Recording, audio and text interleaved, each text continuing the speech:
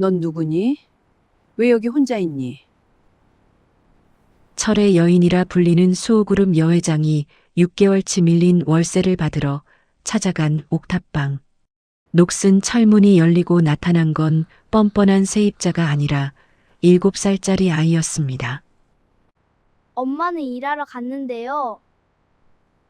보일러조차 꺼진 방. 홀로 남겨진 아이가 떨리는 눈으로 세희를 올려다보았죠. 근데 할머니도 그거 있네요? 우리 엄마도 그 목걸이 있는데. 그 순간 세희의 숨이 멈췄습니다.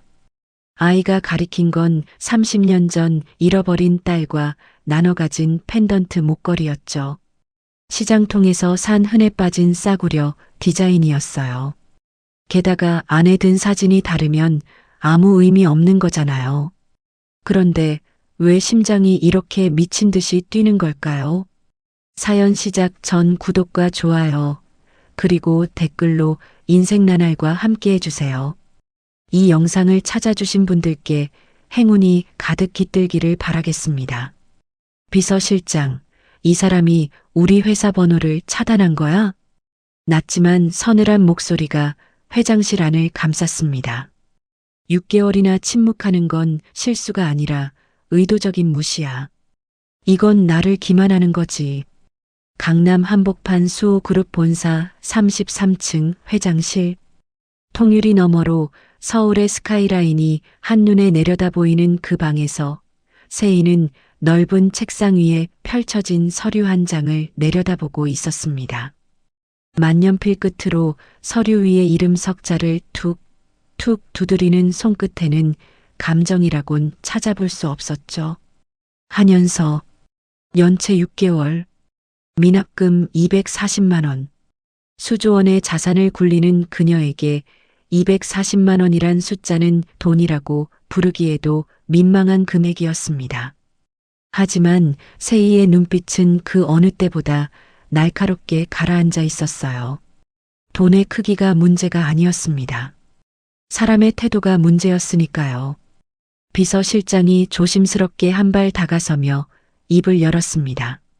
회장님, 관리팀에서 내용 증명까지 발송했지만 반송되었다고 합니다.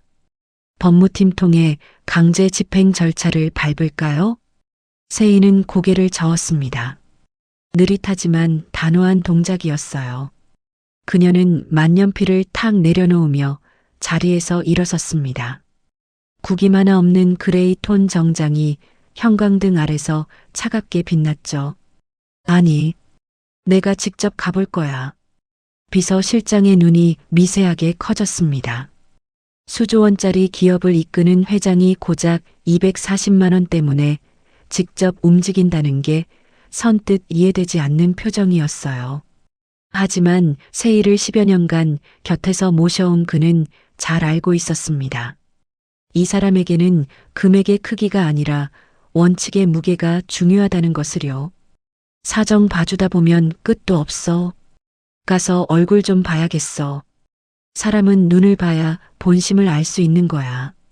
얼굴 보고도 내 눈을 피할 수 있는지 한번 확인해야겠으니까. 세희는 코트를 걸치며 성큼성큼 회장실을 빠져나갔습니다. 뒤따르는 비서실장의 걸음이 바빠졌죠. 지하 주차장에 대기하고 있던 검은색 세단의 문이 열리고 세희가 뒷좌석에 몸을 실었습니다. 차 문이 닫히는 소리가 둔탁하게 울렸어요. 비서실장이 조수석에 올라타며 행선지를 내비게이션에 입력했습니다. 목적지는 재개발 구역 한복판의 낡은 빌라. 세희가 보유한 수많은 부동산 중 하나에 딸린 이름도 없는 옥탑방이었습니다. 검은색 세단이 강남의 넓은 대로를 벗어나자 풍경이 확 달라졌습니다. 깔끔하게 정돈된 빌딩 숲이 사라지고 빛바랜 간판들과 금이 간 시멘트 벽이 차창 너머로 스쳐 지나갔어요. 낡은 벽면마다 붉은색 레커로 휘갈겨 쓴 이주 요망이라는 글자들이 스산한 분위기를 더했죠. 누군가 살고 있긴 한 건지 의심스러울 만큼 인적이 드문 거리였습니다. 차가 멈추고 세희가 문을 열었습니다. 명품 구두의 뾰족한 앞코가 먼지 쌓인 잿빛 아스팔트를 밟았어요. 세련된 그레이 톤 코트와 주변의 낡은 담벽이 만들어내는 대비는 지독하게 이질적이었습니다. 마치 다른 세계에서 온 사람이 길을 잘못 든 것처럼요. 비서실장이 얼른 앞장서려 하자 세희가 손을 들어 제지했습니다. 뒤에서 기다려. 한마디가 끝이었습니다. 세희는 혼자 낡은 빌라 입구로 걸음을 옮겼어요. 시멘트 계단 첫 번째 칸에 발을 올려놓는 순간 명품 구두의 굽이 텅 빈 복도를 날카롭게 때렸습니다. 딱, 딱, 딱. 그 소리가 좁은 계단통에서 메아리치며 을씨년스럽게 울려 퍼졌죠. 계단을 한 칸씩 오를 때마다 그녀의 미간이 미세하게 좁혀지고 있었어요. 습기와 곰팡이 그리고 오래된 기름때가 뒤섞인 냄새가 코끝을 찔렀습니다. 세희에게 이 냄새는 낯선 게 아니었어요. 오히려 너무나 익숙했죠.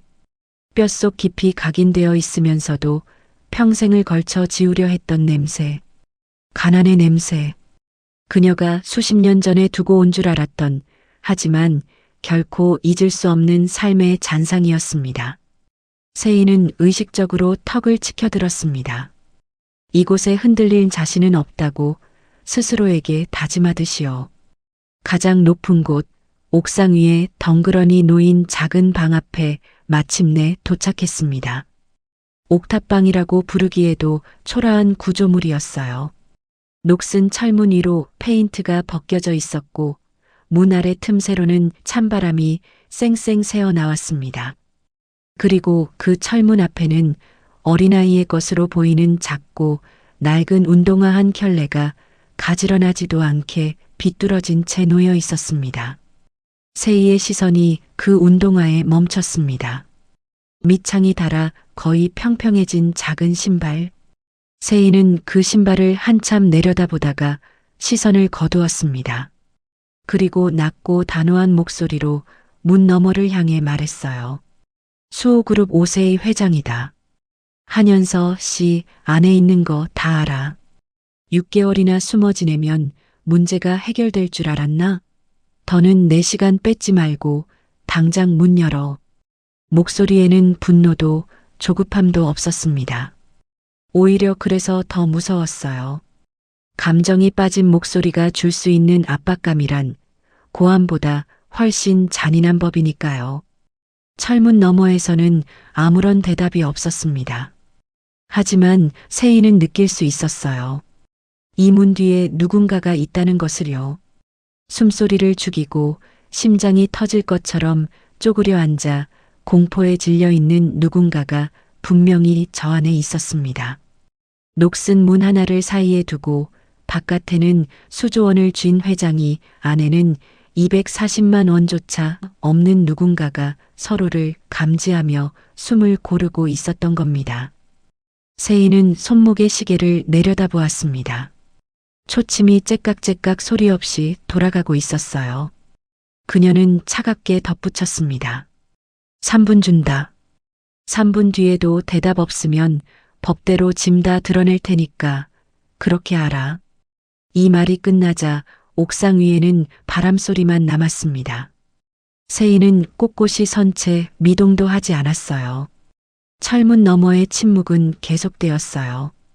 바람이 옥상 난간의 빨래줄을 흔들며 끼익 소리를 냈고 어디선가 들게 짖는 소리가 희미하게 들려왔습니다.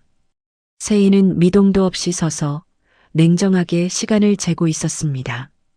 그리고 정확히 3분이 되기 직전이었습니다. 덜컥 철문 안쪽에서 자물쇠가 풀리는 소리가 들렸습니다. 세희의 눈빛이 예리하게 빛났어요. 드디어 나오는군. 그녀는 상대의 눈을 똑바로 쏘아보며 첫마디를 내뱉을 준비를 했습니다. 6개월간 도망 다닌 세입자를 향해 던질 차갑고 정확한 한마디를요. 하지만 녹슨 철문이 아주 천천히 열렸을 때 문틈 사이로 나타난 것은 세희가 예상한 건방지고 뻔뻔한 세입자의 얼굴이 아니었습니다. 문틈 사이로 빼꼼히 고개를 내민 건 겁에 질린 7살짜리 남자아이였습니다. 눈에는 눈물이 그득 차올라 금방이라도 쏟아질 것 같았고 문고리를 쥔 작은 손은 바들바들 떨리고 있었어요. 볼은 추위 때문인지 겁 때문인지 발그스름하게 달아올라 있었고 몸집에 비해 한참 큰 낡은 외투를 걸친 왜소한 체구가 차가운 바람에 흔들리고 있었습니다. 아이는 낯선 어른을 올려다보며 가느다란 목소리로 말했어요. 엄마, 엄마는 지금 없는데. 그 목소리는 겁에 질려 기어들어가면서도 어딘가 묘하게 단단했습니다. 마치 이런 상황이 처음이 아니라는 듯 엄마가 없는 동안 모르는 어른 앞에서 혼자 문을 열어야 했던 적이 한두 번이 아니라는 듯한 익숙한 공포가 그 작은 몸 전체에 배어 있었어요. 세희의 입이 굳었습니다. 준비했던 차갑고 단호한 첫마디가 목구멍 어딘가에 걸려 나오지 않았어요. 문틈 너머로 보이는 방 안의 풍경이 세희의 눈에 들어왔습니다. 보일러가 꺼진 듯 입김이 나올 만큼 썰렁한 공기. 낡은 밥상 위에 반쯤 먹다 남은 식은 밥과 물 한 컵. 구석에 아무렇게나 쌓인 아이 옷가지들. 그리고 그 한복판에 덩그러니 혼자 남겨진 겁에 질린 아이 하나. 세희의 눈동자가 크게 흔들렸습니다. 그것은 분노가 아니었어요. 당혹감도 아니었습니다. 차가운 원칙의 갑옷을 입고 여기까지 올라온 이 여자의 가슴속 깊은 곳에서 자기도 모르게 무언가가 예리하게 찔려 들어오는 것 같은 통증이었습니다.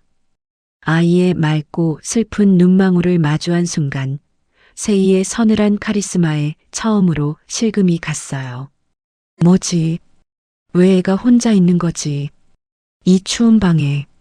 세희는 대답을 찾지 못한 채 떨고 있는 아이의 눈을 멍하니 내려다보았습니다.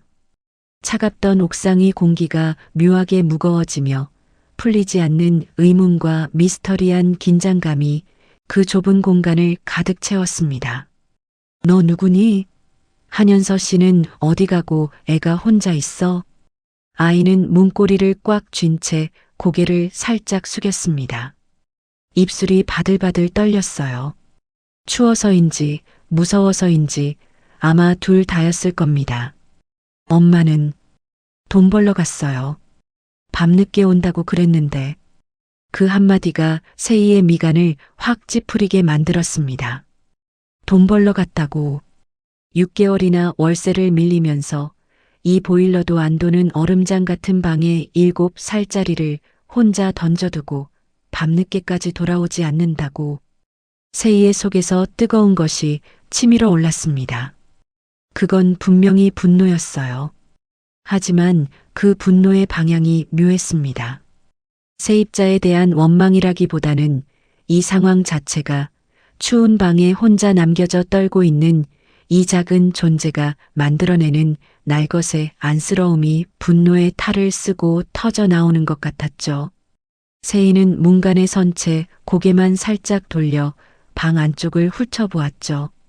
좁은 방 안의 풍경은 아까 문틈으로 얼핏 본 것보다 더 처참했습니다.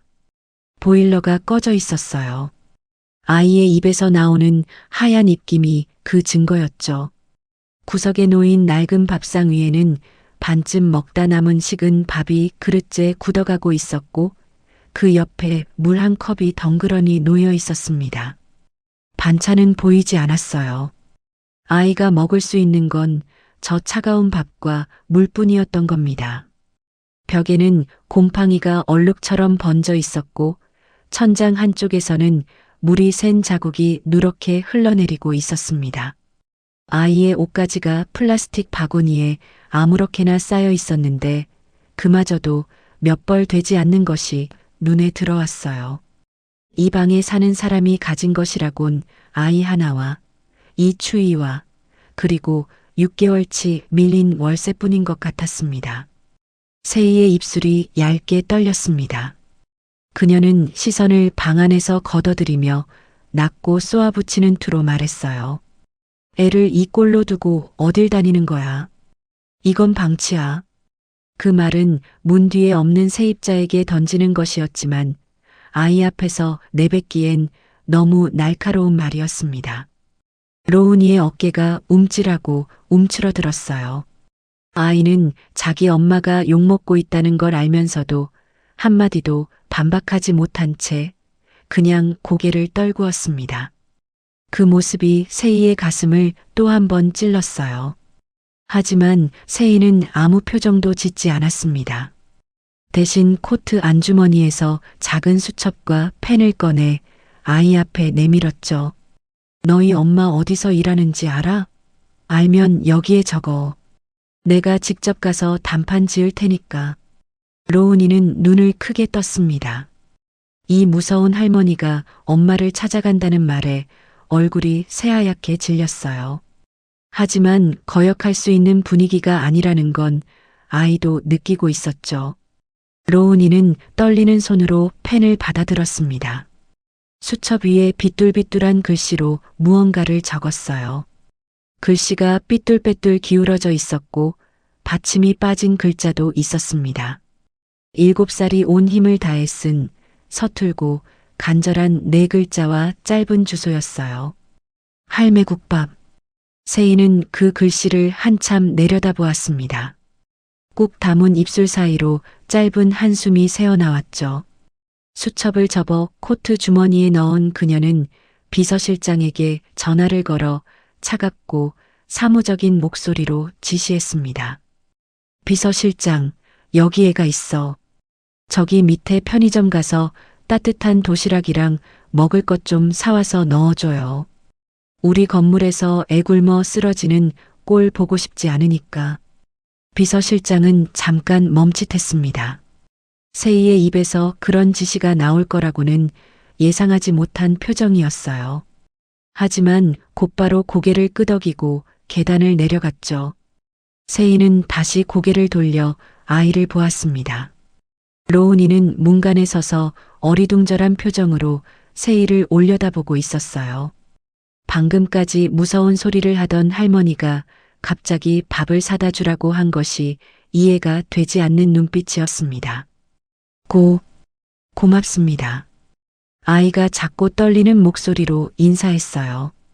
그 한마디에 세희의 등이 미세하게 경직되었습니다. 하지만 그녀는 뒤돌아보지 않았어요. 그냥 등을 보인 채 내뱉었습니다.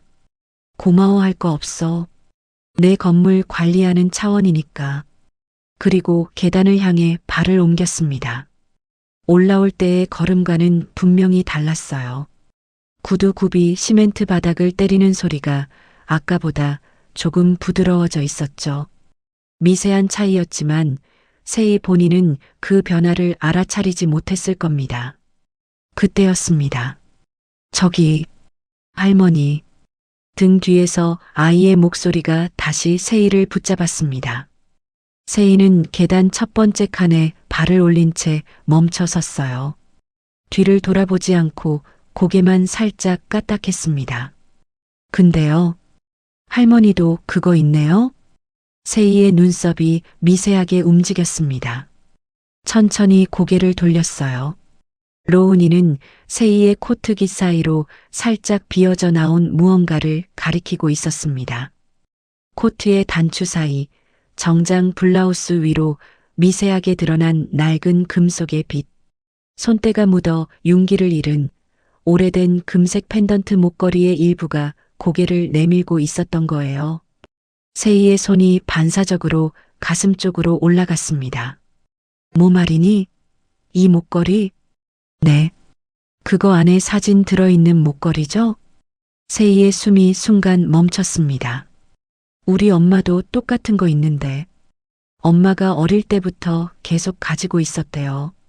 진짜 보물이라고 그랬어요. 아이는 아무것도 모르는 얼굴이었습니다. 그냥 신기한 걸 발견한 아이의 순수한 호기심이었어요. 하지만 그 말이 세희의 귓속으로 파고들었을 때 세희의 심장은 한 박자를 건너뛰었습니다. 아니, 건너뛴 정도가 아니었어요. 가슴 한가운데를 누군가 주먹으로 세게 내리친 것처럼 심장이 덜컥하고 내려앉았습니다. 세희의 손이 코트 안으로 파고들어 펜던트를 꽉 움켜쥐었습니다. 차가운 금속이 손바닥에 닿는 감촉이 손끝을 타고 팔 전체로 퍼져나갔어요. 이 목걸이, 30년 동안 단 한 번도 목에서 벗은 적 없는 이 목걸이를 이 아이의 엄마도 가지고 있다고. 어릴 때부터 보물이라고. 세희의 눈동자가 순식간에 흔들렸습니다. 하지만 그녀는 흔들림을 억지로 눌렀어요. 이를 악물듯 입술을 다물고 아이를 향해 애써 차가운 목소리를 만들었습니다.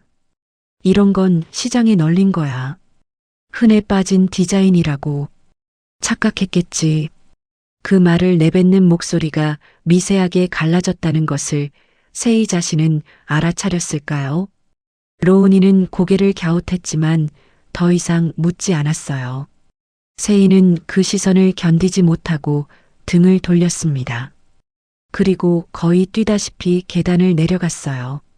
명품 구두의 굽이 시멘트 계단을 정신없이 두들겼고 그 다급한 소리가 텅 빈 계단통에서 쿵쿵 메아리 쳤습니다. 검은색 세단의 뒷문을 벌컥 열고 안으로 몸을 던지듯 올라탄 세희는 시트에 등을 파묻었습니다. 숨이 거칠었어요. 마치 오래 달리기를 한 사람처럼 가슴이 들썩였죠. 하지만 계단을 내려온 것만으로 이렇게 숨이 찰 리가 없었습니다. 그녀의 몸이 아니라 마음이 헐떡이고 있었던 거예요. 세희는 떨리는 손으로 다시 펜던트를 꺼내 쥐었습니다. 손때가 묻어 닳아버린 금속의 차가운 표면.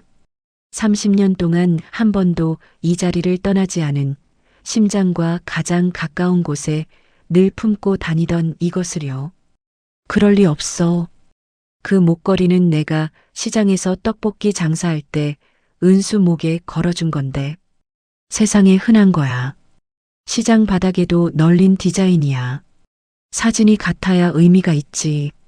사진이 다르면 아무 의미 없지. 스스로에게 되뇌는 말들이 머릿속에서 빙빙 돌았지만 심장은 전혀 다른 소리를 내고 있었습니다. 쿵, 쿵, 쿵. 가슴이 미친 듯이 뛰었어요. 이성은 아니라고 외치는데 본능은 혹시라고 속삭이고 있었습니다. 30년 동안 수천 번 기대하고 수천 번 실망했던 그 혹시가 7살 아이의 말 한마디에 다시 고개를 든 거였어요. 세희는 거칠게 숨을 내쉬며 비서실장을 불렀습니다. 목소리가 떨리지 않도록 있는 힘을 다해 목에 힘을 주었죠. 국밥집으로 가. 최대한 빨리. 비서실장이 백미러 너머로 세희의 안색을 살폈습니다. 하지만 세희의 눈이 그 시선을 날카롭게 차단했어요. 묻지 말라는 뜻이었죠. 비서실장은 조용히 내비게이션에 주소를 입력하고 차를 출발시켰습니다. 세단이 좁은 골목을 빠져나가며 속도를 올리는 동안 세희는 창밖을 보지 못했습니다. 눈을 감았어요.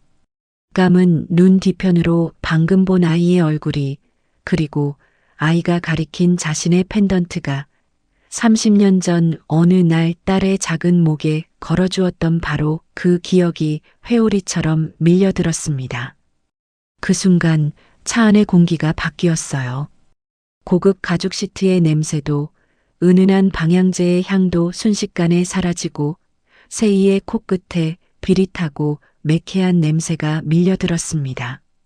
기름때와 고춧가루 연기, 그리고 사람들의 땀 냄새가 뒤섞인 시장통 특유의 그 냄새. 30년 전 세희가 온몸으로 부대끼며 살아냈던 그 지옥 같던 삶의 냄새였어요. 그때의 세희는 지금과는 전혀 다른 사람이었어요. 그레이톤 정장도 명품 구두도 33층 회장실도 없었습니다. 30살의 세희에게 있는 것이라곤 붉은 떡볶이, 국물이 잔뜩 튄 낡은 앞치마 하나, 손잡이가 휜 주걱 하나, 그리고 바퀴 하나가 삐걱거리는 리어카가 전부였어요.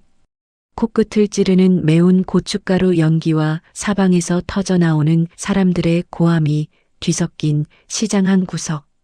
그곳이 세이의 유일한 일터이자 전쟁터였습니다. 미혼모라는 이름은 그 시절 세이에게 주운 글씨나 다름없었죠. 가족도 남편도 기댈 곳도 없는 30살짜리 여자가 할 수 있는 건 악착같이 주걱을 휘두르는 것뿐이었습니다. 떡볶이 한 그릇에 1,000원. 그 1,000원짜리를 하루에 몇십 그릇이라도 더 팔아야 오늘 밤 아이와 잘 곳을 마련할 수 있었으니까요. 그리고 그 일터 한 구석, 세이의 발치에는 항상 3살짜리 은수가 있었습니다. 엄마의 해진 치맛자락을 두 손으로 붙잡고 바닥에 쪼그려 앉아 옹알거리던 작은 아이. 손님이 몰려들 때마다 은수는 엄마의 관심을 끌려 칭얼댔어요. 세이는 그때마다 미안함과 고단함이 뒤섞인 마음으로 아이의 머리를 한번 쓱 쓸어넘기곤 뒤돌아서서 다시 주걱을 잡아야 했습니다. 울고 싶은 건 엄마도 마찬가지였지만 울 시간도 사치였으니까요. 그날도 그랬습니다. 점심때가 되자 손님들이 한꺼번에 몰려들었고 세이의 손은 쉴 새 없이 떡볶이 통과 접시 사이를 오갔어요. 뜨거운 국물이 손등에 튀어도 닦을 겨를이 없었죠. 그 와중에 은수가 또 칭얼대기 시작했습니다. 세이는 앞치마 주머니에서 작은 것 하나를 꺼냈어요.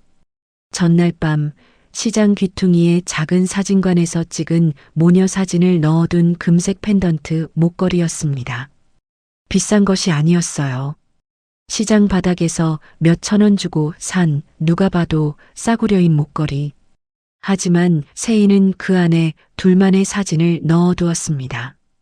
같은 사진이 든 똑같은 목걸이를 2개 만들어서 하나는 자기 목에, 하나는 딸의 목에 걸어줄 요량이었어요. 혹시 모를 상황을 대비한 마지막 생명줄. 가난한 엄마가 줄 수 있는 유일한 사랑의 증거였습니다. 세이는 허리를 굽혀 은수의 눈높이에 맞추고 펜던트를 꺼내 보여주었어요. 은수야, 엄마가 바빠서 못 놀아줘서 미안해. 이거 우리 은수 보물이야. 여기 엄마랑 은수 사진 들었지? 이거 절대 빼면 안 돼, 알았지? 은수는 반짝이는 금색 펜던트에 눈을 동그랗게 떴습니다. 통통한 손가락으로 펜던트를 이리저리 만지작거리다가 배시시 웃었어요. 3살짜리의 그 환한 미소를 보며 세이도 가까스로 웃었습니다. 그리고 다시 주걱을 움켜잡았죠. 그 미소가 마지막이 될 줄은 꿈에도 모른 채 말입니다. 얼마나 지났을까요? 평화롭던 시장통에 갑자기 날카로운 호루라기 소리가 쨍하고 울려 퍼졌습니다. 단속반 떴다. 다 치워. 누군가의 외침이 터지자마자 시장은 순식간에 아수라장이 되었어요. 무단 노점상을 단속하러 시청 직원들이 들이닥친 겁니다. 상인들은 압류를 피하려고 너도나도 리어카를 끌고 사방으로 흩어졌어요. 고함 소리, 호루라기 소리, 리어카 바퀴가 아스팔트를 긁는 소리가 뒤섞이며 좁은 골목 전체가 공포와 혼란에 휩싸였습니다. 세이 역시 가슴이 덜컥 내려앉았어요. 이 떡볶이 판을 뺏기면 당장 오늘 은수와 먹고 잘 곳이 없었으니까요. 그녀는 왼손으로 은수의 손을 꽉 잡았습니다. 그리고 오른손으로는 뜨거운 떡볶이 통이 실린 리어카를 필사적으로 끌어당겼어요. 은수야, 엄마 치마 꼭 잡아. 절대 놓치면 안 돼. 세이는 은수를 끌고 인파 사이를 비집으며 달렸습니다. 하지만 골목은 너무 좁았고 도망치는 상인들과 뒤쫓는 단속반원들이 뒤엉키며 사방이 몸과 몸의 충돌로 가득 찼어요. 누군가의 어깨가 세이의 등을 거칠게 밀쳤습니다. 리어카가 중심을 잃으며 기울었고 뜨거운 떡볶이 국물이 바닥으로 콸콸 쏟아졌어요. 세이는 비명을 지르며 반사적으로 양손이 리어카 손잡이를 붙잡았습니다. 그 찰나였습니다. 은수의 작은 손이 세희의 왼손에서 미끄러져 나갔습니다. 세희가 정신을 차렸을 때 손 안에는 아무것도 없었습니다. 3살짜리의 땀에 젖은 말랑한 손가락 대신 텅 빈 허공만이 손바닥을 채우고 있었어요. 세희의 눈이 미친 듯이 주위를 훑었습니다. 은수가 없었어요. 흩어진 인파 사이, 넘어진 리어카 뒤, 골목 어디에도 3살짜리 아이의 모습은 보이지 않았습니다. 멀어져가는 사람들의 발소리 너머로 아이의 울음소리 같은 것이 희미하게 들리는 것 같았어요. 하지만 그 소리가 점점 작아지고 있었습니다. 세희는 리어카를 내팽개치고 맨발로 골목을 뛰었습니다. 은수 이름을 목이 찢어져라 불렀어요.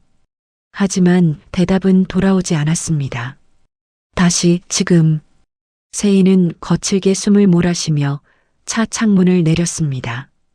차가운 바깥 공기가 확 밀려들었지만 미친 듯이 뛰는 심장은 가라앉지 않았어요. 이마에 식은 땀이 맺혀 있었습니다. 손바닥 위에 펜던트가 땀에 젖어번들거렸죠. 내 손으로 그 아이의 손을 놨어. 그깟 떡볶이 판이 뭐라고. 그깟 돈 몇 푼 지키겠다고 내가 내 자식 손을 놓았어. 30년이 지났지만 달라진 건 아무것도 없었습니다. 그 죄책감은 하루도 빠짐없이 세희의 가슴을 짓눌러 왔어요. 성공하면 잊힐 줄 알았습니다. 돈이 쌓이면 무뎌질 줄 알았어요. 하지만 수조 원의 자산이 생겨도 33층 꼭대기에 올라가도 그 무게는 단 1g도 줄어들지 않았습니다. 회장님, 국밥집 골목 진입했습니다. 곧 도착합니다. 비서실장의 조심스러운 목소리가 세희를 현재로 끌어냈어요. 세희는 펜던트를 코트 안으로 도로 밀어 넣었습니다. 떨리는 손을 무릎 위에 단단히 내려놓고 무너지려 하는 마음을 억지로 다잡았어요. 이를 악물듯 속으로 되뇌었습니다. 착각이야. 세상 천지에 흔해 빠진 게 그 디자인인데. 정신 똑바로 차려, 오세희. 겨우 어린애 말 한마디에 휘둘릴 거야?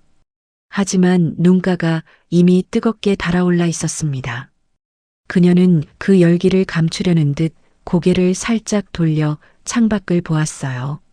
세단이 속도를 줄이며 좁은 골목으로 접어들었고 김이 뿌옇게 서린 유리창 너머로 빛바랜 간판 하나가 시야에 들어왔습니다. 할매국밥. 차가 서서히 멈춰 섰습니다. 세희는 간판을 응시한 채 미동도 하지 않았어요. 30년간 닫아두었던 운명의 문이 열리기 직전에 팽팽하고 무거운 정적이 차 안을 가득 채웠습니다. 그냥 여기 있어. 비서실장이 차 문을 열려고 손을 뻗는 것을 세희가 나직한 목소리로 막았습니다. 서늘하지만 어딘가 힘이 빠진 목소리였어요. 검은색 세단은 비릿한 육수 냄새와 사람들의 웅성거림이 뒤섞인 시장 골목 끝자락에 멈춰 있었습니다. 세희는 짙게 틴팅된 차창 너머로 바깥을 응시했어요. 당장이라도 차 문을 열고 나가 240만 원 월세의 행방을 묻고 호통을 쳐야 마땅했습니다. 30분 전까지의 세희라면 그렇게 했을 거예요. 법대로 처리하겠다고 으름장을 놓고 당장 짐을 빼라고 통보하고 그 차가운 원칙을 한치의 흔들림도 없이 관철시켰을 겁니다. 하지만 지금 세희의 손은 차 문고리를 잡지 못하고 있었어요. 무릎 위에 가지런히 놓인 두 손이 가늘게 끊임없이 떨리고 있었습니다. 아까 옥탑방에서 본 아이의 얼굴이, 그 아이가 가리킨 펜던트가, 방금 차 안에서 되살아난 30년 전의 기억이 세희의 이성을 온통 흐트러뜨려 놓았으니까요. 그녀는 지금 240만 원을 받으러 온 집주인이 아니었습니다. 이름 모를 거대한 불안감을 품은 채 진실을 확인하는 것이 두려운 한 여자로서 이 자리에 앉아 있었어요. 김이 뿌옇게 서린 식당 유리창 너머로 주방 안쪽에서 분주히 움직이는 한 여자의 뒷모습이 보였습니다. 세입자 한연서. 그녀는 얼굴의 절반을 가린 마스크 위로 연신 땀을 닦아내고 있었어요. 머리는 위생 머리망 안에 꽁꽁 틀어 올려져 있었고 몸에는 군데군데 얼룩이 묻은 낡은 티셔츠가 땀에 젖어 등에 달라붙어 있었습니다. 그 작고 가냘픈 책으로 자기 몸집만 한 커다란 육수 솥을 양손으로 낑낑대며 옮기고 있었어요. 솥이 너무 무거운지 팔이 부들부들 떨렸지만 그녀는 이를 악물고 한 발 발을 옮겼습니다. 솥을 내려놓기가 무섭게 뚝배기 여러 개를 양손에 들고 주방과 홀 사이를 오갔고 손님의 부름에 허리를 깊이 숙여 인사하는 모습이 쉴 새 없이 반복되었어요. 세희는 그 모습을 멍하니 바라보았습니다. 여자의 목에 펜던트 목걸이가 있는지는 보이지 않았어요. 앞치마와 티셔츠 안에 가려져 있을 수도 있고 애초에 없을 수도 있었죠. 그 펜던트 속 사진의 얼굴이 누구인지도 당연히 알 수 없었습니다. 세희의 눈에 보이는 것이라곤 낡은 국밥집에서 뼈가 빠지게 일하고 있는 이름 모르는 여자의 모습, 그것이 전부였습니다. 그런데 그 모습에서 눈을 뗄 수가 없었어요. 세희는 자신도 모르게 입술을 지그시 깨물었습니다. 유리창 너머의 여자 위로 전혀 다른 사람의 그림자가 겹쳐 보이기 시작했으니까요. 30년 전 시장 한 구석에서 뜨거운 떡볶이 판을 닦으며 악착같이 주걱을 휘두르던 30살의 자신 기름때가 잔뜩 묻은 앞치마를 두르고 손등에 뜨거운 국물 자국을 달고 살면서도 발치에 앉은 3살짜리 딸을 위해 하루도 쉬지 않고 리어카를 끌었던 그 젊은 여자. 지금 유리창 너머에서 솥을 옮기고 뚝배기를 나르며 땀을 흘리고 있는 저 실루엣이 30년 전에 자기 자신과 지독하게 겹쳤습니다. 삶의 무게를 온몸으로 버텨내고 있는 저 서글픈 모습. 이름도 모르고 얼굴도 제대로 보지 못했지만 세희는 저 여자가 어떤 하루를 보내고 있는지 너무나 정확하게 알 수 있었어요. 등이 끊어질 것 같아도 아프다고 말할 수 없고 손이 갈라져 피가 나도 쉴 수 없는 하루. 그리고 그 모든 게 끝나고 나면 보일러도 안 도는 추운 옥탑방으로 돌아가 아픈 아이 곁에 쓰러지듯 누워야 하는 밤. 세희가 수십 년 전에 온몸으로 겪어낸 바로 그 삶이 저 유리창 너머에서 지금 이 순간에도 반복되고 있었던 겁니다. 저렇게 살고 있었구나. 내 건물에서 월세 240만 원을 못 내서 쫓겨날 위기에 처한 여자가 여기서 저렇게 뼈가 빠지도록 일하고 있었어. 세희의 코끝이 시큰해졌습니다. 그녀는 차 문고리에 손을 뻗으려 했습니다. 지금 나가서 저 여자의 얼굴을 확인해야 한다는 것을 머리로는 알고 있었어요. 목에 걸린 펜던트를 보면 모든 게 끝나는 건데 그 한 걸음이 떨어지지 않았습니다. 만약 저 여자가 정말 은수라면 그 생각이 머릿속을 스치는 순간 세희의 손이 다시 무릎 위로 돌아왔어요. 30년을 찾아 헤맨 딸이 저 안에 있을 수도 있는데 왜 기쁘지 않고 두려운 건지 세희 자신도 알 수 없었습니다. 아니, 사실 알고 있었어요. 성공한 회장이 되어 처음으로 딸 앞에 나타났는데 그 엄마가 내뱉는 첫마디가 돈 내놔라가 될 수도 있다는 사실이 세희의 발을 차 안에 못 박고 있었던 겁니다. 세희는 결국 차 문을 열지 못했습니다. 좁은 차 안에 세희의 거친 숨소리와 무거운 정적만이 가득했어요. 비서실장이 백미러 너머로 조심스럽게 안색을 살폈지만 세희는 그 시선을 느끼면서도 아무런 설명을 하지 않았습니다. 할 수 없었다는 게 더 정확했겠죠. 한참의 침묵 끝에 세희가 입을 열었습니다. 돌아가. 오늘은 그냥 가자. 그 한마디를 내뱉는데 들인 힘은 아까 옥탑방 철문 앞에서 3분의 최후 통첩을 던졌을 때보다 훨씬 컸을 겁니다. 비서실장은 묻지 않았어요. 조용히 시동을 걸고 차를 출발시켰습니다. 세단이 좁은 골목을 빠져나가며 서서히 속도를 올렸어요. 세인은 뒤를 돌아보지 않았습니다.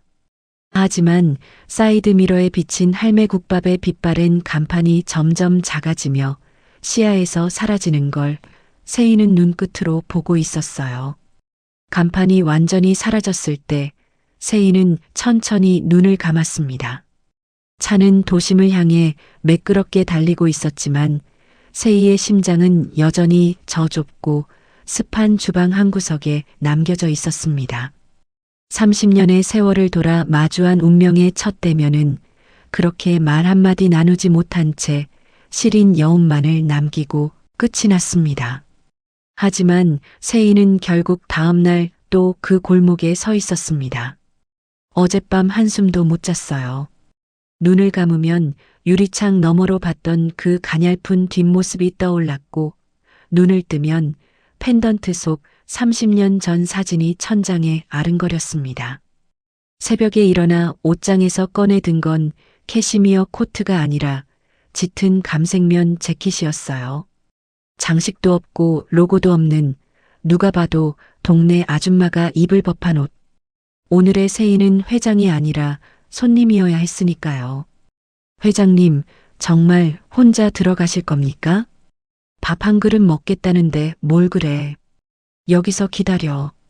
차 문을 닫고 골목을 걸었습니다. 할매국밥 유리문을 여는 순간 어제 차창 너머로 희미하게 느꼈던 것과는 차원이 다른 열기가 온몸을 감쌌어요. 어서 오세요. 안쪽에 자리 있어요. 식당 주인의 큰 목소리가 정면으로 날아왔습니다. 가마솥에서 육수가 보글보글 끓어오르며 뿌연 김이 천장까지 올라가고 있었고 좁은 홀은 점심 손님들로 빽빽했어요. 머리가 허연 할머니 둘이 나란히 앉아 국밥을 후후 불고 있었고 맞은편에서는 작업복 차림의 남자 셋이 소주잔을 기울이며 큰 소리로 웃고 있었습니다. 수저 부딪히는 소리, 국물 들이마시는 소리, 주방에서 쇠 그릇이 쩡쩡 부딪히는 소리가 한데 뒤엉켜 귀를 가득 채웠어요. 세인은 주방이 가장 잘 보이는 안쪽 구석 자리를 골라 앉았습니다. 메뉴판을 펼쳐들었지만 글씨가 눈에 들어올 리 없었어요. 시선은 이미 주방 안에 가 있었으니까요. 연서가 가마솥 앞에 서 있었습니다. 불과 대여섯 걸음 거리. 어제 차창 너머로 봤던 것보다 훨씬 가까웠어요.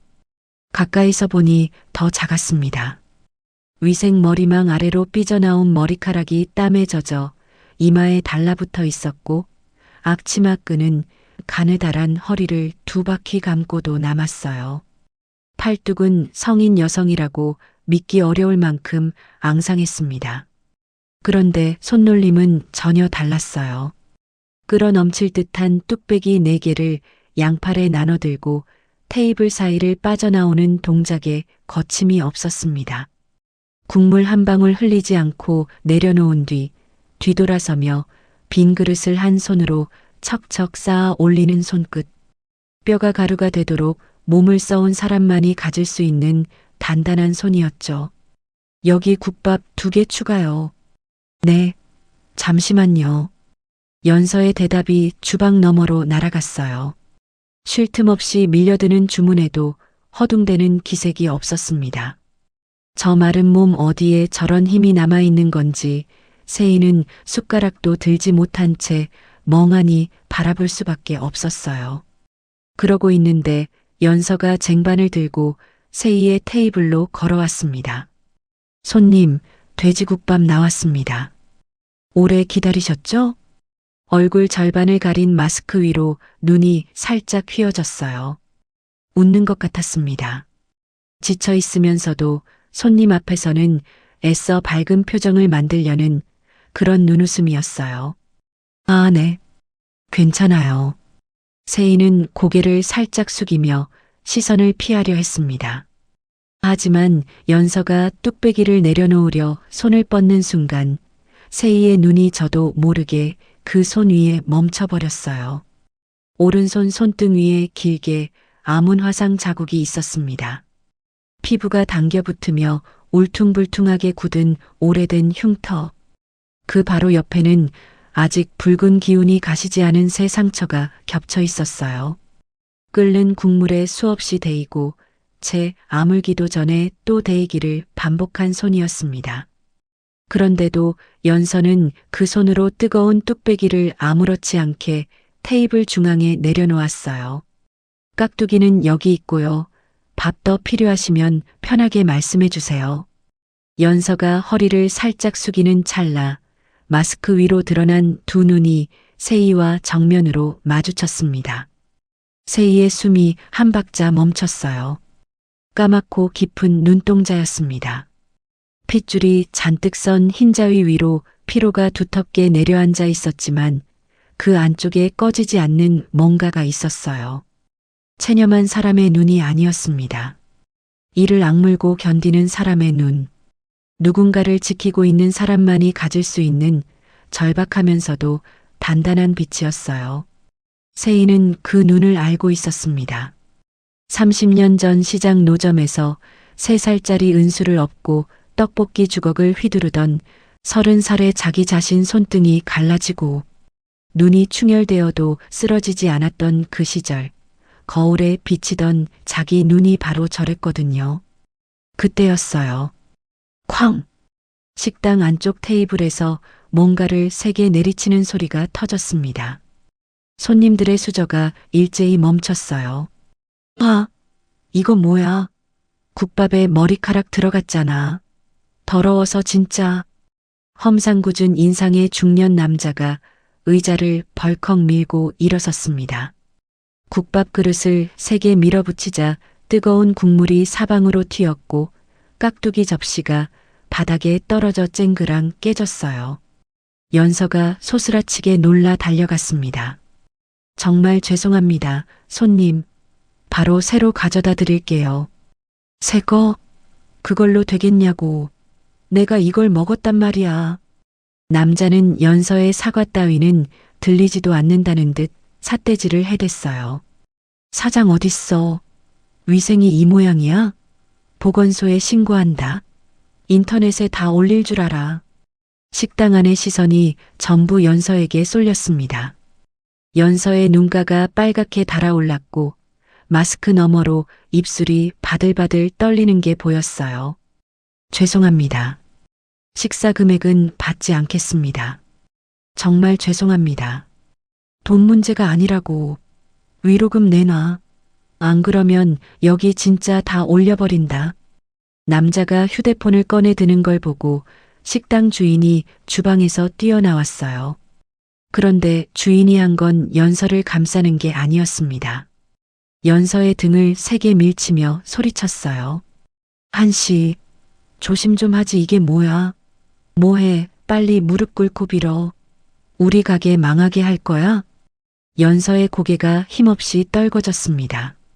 마스크 위로 맺혀있던 눈물이 뚝 떨어져 바닥 타일을 적셨어요. 세희의 눈동자가 크게 흔들렸습니다. 30년 전이 눈앞에 겹쳐 보였어요. 시장 노점에서 만났던 진상 손님, 쳐다만 보던 주변 상인들. 아무도 말리지 않았던 그런 날들이요. 그때와 똑같았습니다. 30년이 지났는데 세상은 하나도 안 변한 거예요. 약한 사람은 억울해도 고개를 숙여야 하고 잘못하지 않았어도 무릎을 꿇어야 하는 거였습니다. 바닥에 쏟아진 빨간 떡볶이, 국물과 지금 테이블 위에 튄 뜨거운 국밥 국물이 세희의 눈 안에서 하나로 겹쳤어요. 세희의 손에 쥐어져 있던 숟가락이 탁 소리를 내며 테이블 위에 놓였습니다. 그녀의 눈빛이 바뀌었어요. 아까까지 구석에서 조용히 국밥을 먹던 평범한 손님의 눈이 아니었습니다. 수백 번의 이사회에서 한 번도 시선을 피한 적 없는 사람의 눈. 수조원을 움직이며 상대의 약점을 한치의 오차 없이 꿰뚫어 보던 사람의 눈. 감생면 재킷 안에 감춰두었던 수호그룹 회장 오세희의 진짜 눈빛이 천천히 드러나고 있었습니다. 제 머리카락이 아니에요.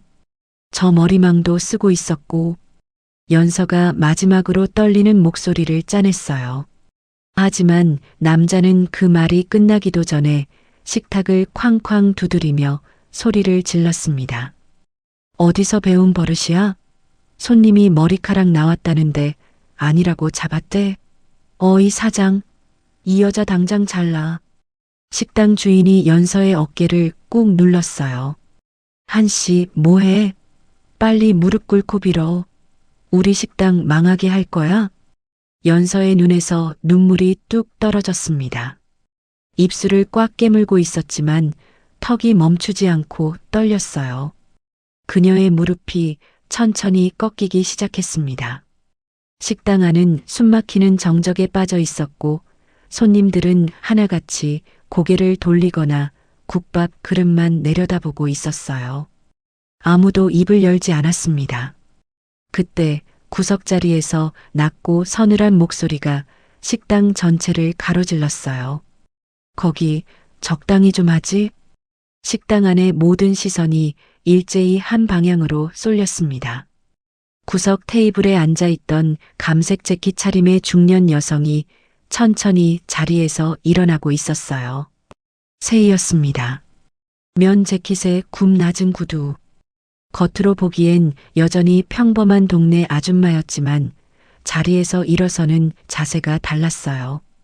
등은 곱고 어깨는 힘이 빠져 있으면서도 흔들림이 없었습니다. 천천히 한 발 한 발 남자의 테이블로 걸어가는 걸음에는 서두르는 기색이 전혀 없었어요. 마치 자기 회사 이사회에 입장하는 것처럼 당당하고 여유 있는 걸음이었죠. 남자가 움찔하며 세이를 올려다봤습니다. 뭐야 당신은? 간섭 말고 밥이나 먹어. 세이는 대꾸하지 않았어요.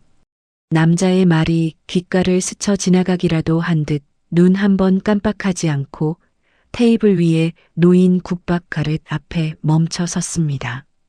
그리고 재킷 안주머니에서 하얀 손수건을 꺼내더니 아무렇지 않게 국밥 그릇 속에 손수건 끝을 넣어 뭔가를 건져 올렸어요.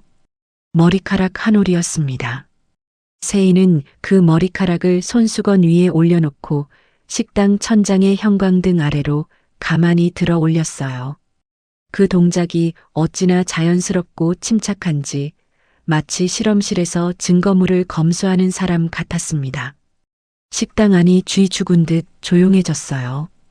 국밥 끓는 보글보글 소리만 주방에서 희미하게 들려왔습니다. 세이가 입을 열었어요.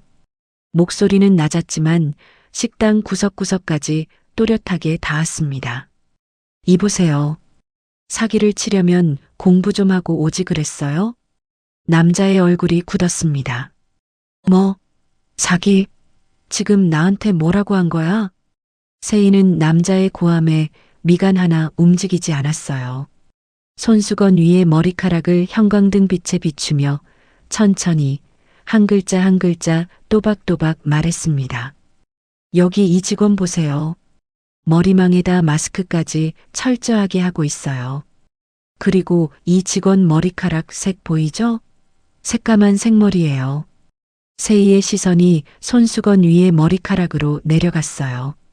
근데 이 국밥에서 나온 머리카락은요, 끝이 하얗게 새어 있고 짧고 굵고 꼬불꼬불한 곱슬이에요. 세이의 눈이 천천히 올라와 남자의 머리를 똑바로 응시했습니다. 딱 당신 머리카락이랑 판박이인데. 안 그래요? 식당 안에 웅성거림이 터져 나왔어요. 할머니 두 분이 고개를 돌려 남자의 머리를 쳐다봤고 작업복 차림의 남자들도 숟가락을 내려놓고 고개를 빼들었습니다. 진상 손님의 머리카락은 세이의 말 그대로였어요. 짧고 굵은 곱슬에 군데군데 하얗게 센 머리가 섞여 있었습니다. 국밥에서 건져 올린 머리카락과 누가 봐도 같은 머리였죠. 남자의 얼굴이 불그락푸르락 변했어요. 뭔 소리야? 내가 왜 내 머리카락을 넣어? 헛소리 하지 마. 헛소리요? 세희의 입꼬리가 아주 미세하게 올라갔습니다. 웃는 것 같으면서도 전혀 웃고 있지 않은 차갑기 그지없는 표정이었어요. 아까 당신이 오른손으로 머리를 긁고 나서 그 손을 슬쩍 국밥 그릇 위로 가져갔던 거 내가 처음부터 끝까지 다 봤거든요. 남자의 눈이 휘둥그레졌습니다. 입이 벌어졌다 닫혔다를 반복했지만 말이 나오지 않았어요. 세희는 한 발짝 더 다가섰습니다. 남자와의 거리가 한 뼘도 안 됐어요. 세희의 눈이 남자의 눈을 정면으로 꿰뚫었습니다. 영업방해 공갈 협박. 경찰 부르면 누가 더 손해일 것 같아요? 아, 그리고요. 세희가 재킷 안주머니에서 휴대폰을 꺼내 들었어요. 아까부터 녹음하고 있었거든요. 당신이 위로금 내놔라. 인터넷에 올려버린다. 그 말 전부 다 들어있어요. 필요하면 경찰서에서 같이 들어볼까요? 남자의 얼굴에서 핏기가 쪽 빠졌습니다. 아까까지 식당이 떠나가라 고함을 지르던 기세는 온데간데 없었어요. 눈동자가 좌우로 흔들리더니 입술을 달싹거리며 더듬었습니다. 뭐야? 재수없게 진짜. 됐어. 안 먹어. 남자는 의자를 벌컥 밀고 일어나더니 도망치듯 식당 문을 빠져나갔어요. 유리문이 덜컹 닫히는 소리가 울렸고 그제서야 식당 안에 숨 참고 있던 공기가 한꺼번에 풀렸습니다.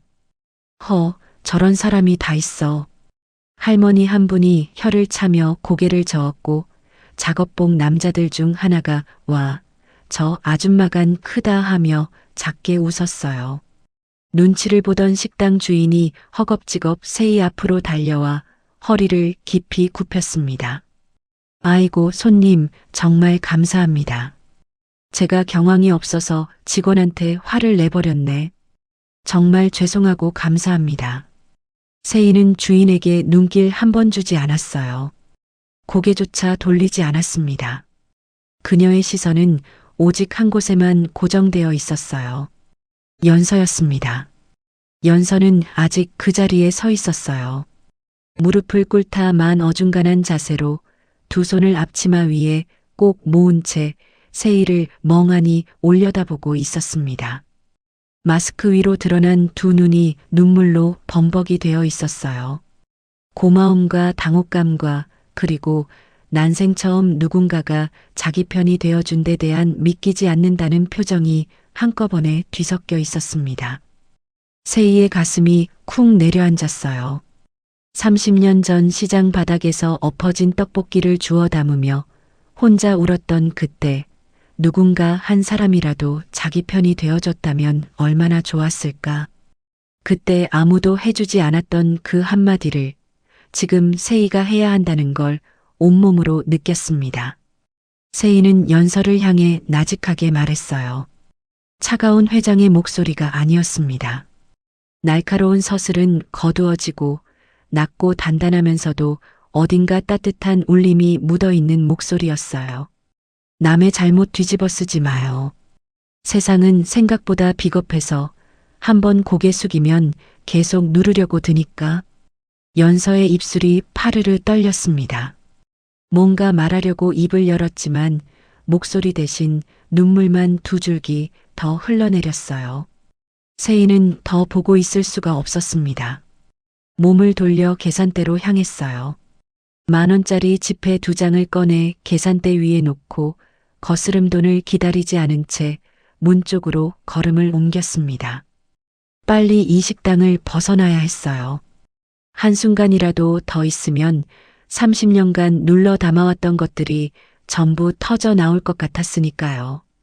세희의 손이 유리문 손잡이를 잡았습니다. 당기면 끝이었어요. 이대로 나가면 그냥 국밥 한 그릇 먹고 간 손님으로 끝나는 거였습니다. 그때 등 뒤에서 다급한 발소리가 들려왔습니다. 저기 손님, 잠시만요. 떨리는 목소리가 세희의 등을 붙잡았습니다. 유리문 손잡이를 잡은 세희의 손이 멈췄어요.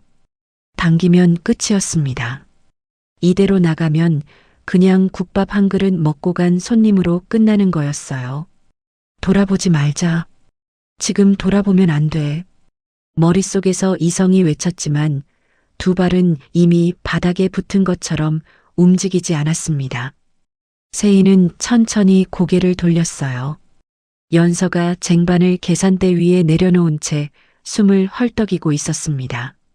이마에 땀방울이 송골송골 맺혀 있었고 마스크 위로 드러난 눈은 여전히 눈물로 젖어 있었어요. 하지만 아까 진상 손님 앞에서 보였던 두려움은 없었습니다. 대신 그 안에 간절한 무언가가 담겨 있었어요. 아까는 정말 감사했습니다. 연서의 목소리가 떨렸습니다. 저 혼자였으면 아마 그냥 무릎 꿇고 빌었을 거예요. 맨날 그랬으니까요. 억울해도 참고 아닌데도 죄송하다고 하고. 근데 오늘은 손님이 대신 말해주시니까. 연서는 거기까지 말하다가 목이 메었어요. 입술을 꽉 깨물고 울음을 참으려 했지만 턱이 멈추지 않고 떨렸습니다. 누가 제 편이 되어준 게 진짜 오랜만이라서요. 그냥 그 말씀 꼭 드리고 싶었어요. 세희는 아무 말도 할 수 없었습니다. 목구멍이 바짝 말라붙어 있었어요. 괜찮다는 한마디를 하려는데 그 두 글자가 나오질 않았습니다. 연서는 울먹임을 삼키려는 듯 코를 한번 훌쩍이더니 답답했는지 얼굴에 쓰고 있던 마스크를 손으로 잡아 천천히 내렸어요. 제대로 인사하려면 얼굴을 보여야 한다는 그런 소박한 예의였을 겁니다. 하지만 세희에게 그 순간은 소박한 게 아니었어요. 마스크가 턱 아래로 내려가며 연서의 얼굴 전체가 드러났습니다. 세희의 세상이 멈췄어요. 땀과 눈물이 뒤섞여 번들거리는 볼, 입술꼬리에 남은 미세한 화상 자국, 광대뼈 아래로 움푹 파인 그늘, 고된 삶의 흔적이 얼굴 곳곳에 새겨져 있었습니다. 하지만 세희의 눈에 들어온 건 그런 게 아니었어요. 맑은 눈매, 오뚝한 콧날, 그리고 무엇보다 그 눈동자 속에 담긴 빛, 강인하면서도 서글프고 지쳐 있으면서도 꺾이지 않은 그 특유의 빛깔. 세희는 이 얼굴을 알고 있었습니다. 매일 아침 거울에서 보는 자기 자신의 얼굴. 아니, 더 정확하게는 30년 전 30살이던 자기 자신의 얼굴이었어요. 시장 노점에서 떡볶이 주걱을 움켜쥐고 이를 악물던 그때의 눈매, 그때의 코, 그때의 턱선. 그것이 지금 세희 앞에 살아 움직이며 서 있었습니다. 3살짜리 은수가 자라면 이런 얼굴이 되겠지. 세희는 30년 동안 수천 번 상상했어요. 잠들기 전마다 그려보고 길에서 비슷한 또래의 여자를 볼 때마다 겹쳐보고 그러다 아닌 걸 확인하고 또 무너지기를 수천 번. 그런데 그 수천 번의 상상이 지금 코앞에서 숨을 쉬며 고맙다고 말하고 있었어요. 세희의 손에 들려있던 가방이 바닥으로 툭 떨어졌습니다. 잡으려는 생각조차 들지 않았어요. 눈동자가 크게 흔들렸습니다. 로운이가 했던 말이 귓속에서 메아리 쳤어요. 우리 엄마도 똑같은 거 있는데 어릴 때부터 계속 가지고 있었대요. 보물이라고 그랬어요. 펜던트 목걸이, 닮은 얼굴, 흩어져 있던 조각들이 하나씩 맞물리며 하나의 거대한 그림이 완성되고 있었습니다. 연서가 놀란 눈으로 바닥에 가방을 집어들며 물었어요. 손님? 괜찮으세요? 안색이 갑자기 너무 안 좋으신데. 세희는 대답하지 못했습니다. 입을 열었지만 소리가 나오지 않았어요. 눈앞이 뿌옇게 번지면서 다리에 힘이 쭉 빠졌습니다. 몸이 휘청거렸고 손이 반사적으로 옆에 있던 의자 등받이를 움켜잡았어요. 어머, 손님. 연서가 세희의 팔을 잡았습니다. 그 작고 거친 손이 세희의 팔에 닿는 순간 세희의 온몸으로 전류 같은 것이 흘렀어요. 연서는 세희를 가장 가까운 의자에 앉히고 주방으로 뛰어갔습니다. 잠깐만요. 물 가져올게요. 몇 초 뒤 연서가 물컵을 들고 돌아왔어요. 여기요. 천천히 드세요. 세희는 물컵을 받아주었습니다. 하지만 입술에 닿기도 전에 손이 걷잡을 수 없이 떨려 물이 철벅 쏟아졌어요. 찬물이 무릎 위로 흘러내렸지만 세희는 느끼지 못했습니다. 손님, 어디 많이 아프세요? 병원 불러드릴까요? 연서가 걱정스러운 얼굴로 세희의 눈을 들여다봤어요. 그 까맣고 깊은 눈동자가 바로 코앞에서 세희를 똑바로 바라보고 있었습니다. 세희는 더 이상 참을 수가 없었어요. 30년간 쌓아 올린 이성의 벽이 와르르 무너졌습니다. 안 된다고 확인도 안 했으면서 확신하면 안 된다고 머리가 외치고 있었지만 입은 이미 머리의 말을 듣지 않았어요. 세희의 떨리는 손이 재킷 안쪽으로 들어가 펜던트를 꺼냈습니다. 손때가 묻어 닳아버린 금색 펜던트가 형광등빛 아래서 둔탁하게 빛났어요.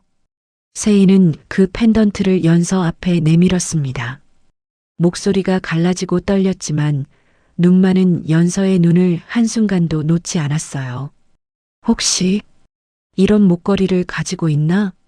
연서의 눈이 동그래졌습니다. 시선이 세희의 손바닥 위에 놓인 펜던트에 꽂혔어요. 낡고 닳아서 윤기를 잃었지만 분명히 금색인 어딘가 익숙한 모양. 연서의 입이 벌어졌다 닫혔다를 반복했습니다. 세희의 심장이 터질 것처럼 뛰고 있었어요. 이 낡은 국밥집 한가운데서 형광등이 지직거리는 소리와 가마솥 끓는 소리 사이로 30년을 찾아 헤맨 운명의 조각이 마침내 마주하려 하고 있었습니다. 연서의 눈이 세희의 손바닥 위에 놓인 펜던트에 고정된 채 움직이지 않았습니다. 한참을 말없이 바라보던 연서가 입을 열었어요. 목소리가 떨리고 있었습니다. 어떻게 이걸? 저도 이거 있는데요. 세희의 심장이 쿵 하고 한번 크게 뛰었어요. 연서는 앞치마 안쪽을 더듬었습니다. 티셔츠 모간으로 손을 넣더니 가느다란 줄에 매달린 무언가를 조심스럽게 꺼냈어요. 낡은 금색 펜던트였습니다. 세희의 것과 크기도 모양도 세월의 달아 모서리가 둥그러진 것까지 판박이었어요. 이건 제 보물이에요. 연서가 펜던트를 두 손으로 감싸주며 말했습니다. 어릴 때부터 계속 가지고 있던 건데 어디서 난 건지는 저도 잘 몰라요. 보육원 선생님한테 물어봐도 너 데려왔을 때 이미 목에 걸려 있었다. 그 말뿐이었거든요. 근데 이상하게 이것만은 한 번도 뺀 적이 없어요. 그냥 항상 제 거였으니까요. 세희는 연서의 펜던트에서 눈을 떼지 못했습니다. 손때가 묻어 윤기를 잃은 금속 표면, 고리가 느슨해져 살짝 벌어진 이음새. 세희가 30년 동안 가슴에 품고 다닌 자기 것과 세월의 흔적까지 똑같았어요. 세희의 입술이 달싹거렸지만 말이 나오지 않았습니다. 목구멍에 뭔가 단단한 것이 걸린 것처럼 숨이 막혔어요. 세희는 떨리는 손을 천천히 뻗어 연서의 펜던트 쪽으로 가져갔습니다. 손끝이 펜던트에 닿기 직전에 멈췄어요. 이거 열어봐도 되겠니? 세희의 목소리는 거의 속삭임에 가까웠습니다. 연서는 고개를 갸웃하다가 조심스럽게 끄덕였어요. 네, 근데요. 안에 사진이 있긴 한데 누군진 잘 몰라요. 너무 오래돼서 흐릿하거든요. 세희의 손이 연서의 펜던트 고리에 닿았습니다. 손가락이 사시나무 떨듯 떨려서 작은 고리를 잡는 데만 몇 초가 걸렸어요. 세희는 이를 악물고 손끝에 힘을 주었습니다. 딸깍. 작은 금속 소리와 함께 펜던트가 열렸어요. 안에 사진이 있었습니다. 30년 세월에 색이 바래고 모서리가 닳아 있었지만 사진 속 두 사람의 얼굴은 분명했어요. 촌스러운 꽃무늬 배경 천 앞에서 젊은 여자가 3살짜리 아이를 무릎에 앉히고 웃고 있었습니다. 여자의 눈매는 지금의 세희와 닮아 있었고 아이는 통통한 볼에 배시시 웃음을 머금고 있었어요. 세희의 눈앞이 뿌옇게 흐려졌습니다. 세희는 자기 재킷 안에서 펜던트를 꺼내 나란히 열었어요. 2개의 펜던트가 식당 테이블 위에 나란히 놓였습니다. 왼쪽은 세희의 것, 오른쪽은 연서의 것. 2 사진은 한 장을 복사라도 한 것처럼 똑같았어요. 같은 꽃무늬 배경, 같은 구도, 같은 미소. 30년의 세월을 건너온 세상에 단 2장뿐인 사진이었습니다. 그날 시장 귀퉁이 작은 사진관에서 같은 사진을 2장 뽑아 하나는 자기 펜던트에, 하나는 딸의 펜던트에 넣어주었던 30살의 세희. 그 2장의 사진이 30년 만에 이 낡은 국밥집 테이블 위에서 다시 만난 거였어요. 세희의 입술이 파르르 떨렸습니다. 숨을 쉬려는데 가슴이 찢어지는 것 같았어요. 연서는 2 사진을 번갈아 보다가 얼굴이 새하얗게 질렸습니다. 사진 속 아이의 얼굴, 그리고 눈앞에 앉아 있는 이 낯선 여자의 얼굴. 연서의 눈동자가 빠르게 오갔어요. 이게 왜 손님이 왜 이걸 가지고 있어요? 연서의 목소리가 높아졌습니다. 당혹감과 혼란과 그리고 자기도 모르는 무언가에 대한 두려움이 뒤섞여 있었어요. 세희는 대답하지 못했습니다. 대답 대신 2 팔을 뻗어 연서를 끌어안았어요. 부서질 것처럼 가녀린 어깨를 2 팔로 감싸 쥐고 꽉 있는 힘을 다해 안았습니다. 30년간 가슴속에 맺혀 있던 것들이 한꺼번에 터져나왔어요. 내 딸, 내 은수야. 목소리가 갈라지고 찢어졌습니다. 엄마가 미안해. 엄마가 죄인이야. 그깟 떡볶이 판 지키겠다고 내 손을 놓은 게 이 엄마야. 너를 이런 데 두고 내가 어떻게 발을 뻗고 잤을까. 세희의 통곡이 텅 빈 식당 안을 가득 채웠어요. 수조원의 자산을 가진 여자, 수백 명의 임원 앞에서 한 번도 목소리가 떨린 적 없던 여자가 낡은 앙치마를 두른 젊은 여자의 어깨에 얼굴을 묻고 울고 있었습니다. 연서는 멍하니 서 있었어요. 팔 안에 감싸인 채 꼼짝도 하지 못했습니다. 이 사람이 무슨 말을 하는 건지, 은수가 누구인 건지 머리로는 이해가 되지 않았어요. 하지만 이상했습니다. 이 낯선 여자의 품이 낯설지 않았어요. 따뜻한 체온이 어깨를 감싸는 이 감각을 몸이 알고 있는 것 같았습니다. 기억은 나지 않는데 몸 어딘가 깊은 곳에서 무언가가 반응하고 있었어요. 마치 아주 어릴 때 기억도 나지 않는 아주 먼 옛날에 누군가의 등에 엎여 느꼈던 체온을 몸이 기억하고 있는 것처럼. 연서의 눈에서 눈물이 흘러내리기 시작했어요. 왜 우는지 자기도 몰랐습니다. 그냥 눈물이 멈추지 않았어요. 2 사람의 울음소리가 낡은 국밥집 홀 안에 겹쳐 울렸습니다. 주방에서 가마솥 끓는 소리만 보글보글 이어지는 가운데 30년 전 시장통에서 놓쳤던 그 작은 손을 세희가 비로소 다시 움켜쥐고 있었어요. 얼마나 지났을까요? 눈물이 조금 잦아든 뒤 2 사람은 식당 구석 테이블에 마주 앉았습니다. 점심 장사는 이미 끝나 있었어요. 식당 주인은 눈치를 보다 슬그머니 주방 안으로 들어갔고 홀에는 2 사람만 남았습니다. 연서는, 아니 은수는 여전히 믿기지 않는다는 듯 테이블 위에 나란히 놓인 2 펜던트를 번갈아 만지고 있었어요. 손끝이 사진 위를 조심스럽게 스칠 때마다 눈시울이 다시 붉어졌습니다. 정말 제 엄마예요? 저를 찾고 있었어요? 세희는 고개를 끄덕이는 대신 은수의 손을 잡았어요. 거칠고 빨갛게 튼 화상 자국이 겹겹이 남은 그 손을 2 손으로 감싸 쥐었습니다. 30년간 혼자 버텨온 세월의 무게가 고스란히 담긴 손이었어요. 세희의 눈에서 다시 눈물이 흘렀습니다. 하루도 안 찾은 날이 없었어. 경찰서를 수백 번 들락거리고 전단지를 붙이고 사람을 써서 전국을 뒤졌어. 세희의 목소리가 갑자기 무겁게 가라앉았어요. 은수의 손을 잡은 세희의 손에 힘이 들어갔습니다. 눈물 젖은 눈 안에 죄책감이 짙은 그림자처럼 드리워졌어요. 세희가 입을 열었습니다. 물컵을 두 손으로 감싸 쥔 채 천천히 말하기 시작했어요. 은수를 잃어버린 그날 이후의 이야기를. 시장 바닥에 주저앉아 목이 찢어져라 딸 이름을 부르던 밤.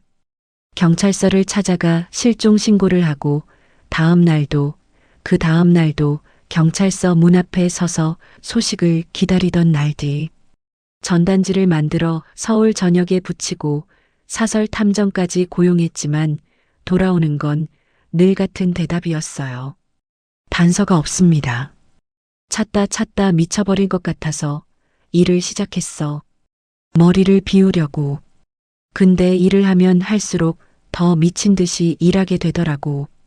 그렇게 안 하면 내 생각에 숨을 쉴 수가 없었거든. 세희의 목소리가 낮게 가라앉았습니다.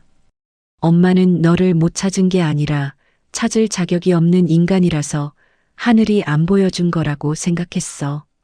그깟 떡볶이 판 지키겠다고 3살짜리 손을 놓은 엄마한테 하늘이 벌을 내린 거라고. 은수는 세희의 말을 듣는 동안 한마디도 하지 않았어요. 물컵을 쥔 손가락 끝이 하얗게 질릴 만큼 힘이 들어가 있었지만 얼굴에는 아무런 표정이 없었습니다. 감정을 전부 걷어낸 사람의 얼굴이었어요. 세희가 조심스럽게 물었습니다. 은수야, 넌 어떻게 살아온 거니? 한참의 침묵이 흘렀어요. 가마솥에서 육수 끓는 소리만 보글보글 이어지는 가운데 은수가 입을 열었습니다. 목소리는 건조했어요. 마치 남의 이야기를 하듯 담담했습니다. 기억나는 건 많지 않아요. 시장 바닥에서 울고 있었대요. 아무도 안 데리러 왔고 경찰 아저씨가 데려갔고 보육원으로 갔어요. 은수는 물컵을 내려놓으며 말을 이었어요. 거기서 한연서가 됐어요. 새 이름이 생기니까 진짜 새 사람이 된 것 같더라고요. 엄마 얼굴도 엄마 목소리도 하나도 기억 안 났어요. 그냥 이 목걸이만 내 거라는 것만 알았어요. 18배 보육원을 나왔다고 했습니다. 갈 곳이 없었어요.